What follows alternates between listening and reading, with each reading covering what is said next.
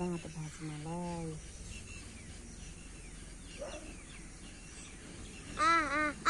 एकछिन ए फेरि फुस्किहाल्छ अलि तल गयो भने अनि बाँध्नु अनि भाँच्नु आँखा चिम गर न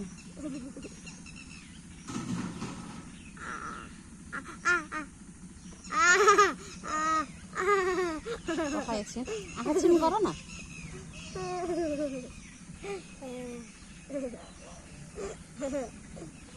चिम गर है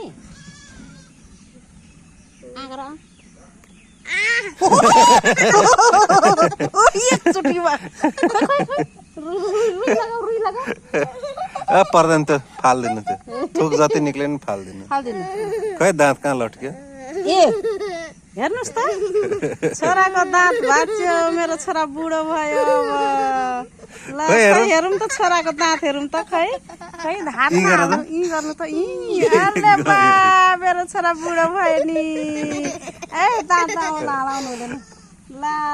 अब ठुक्नु ल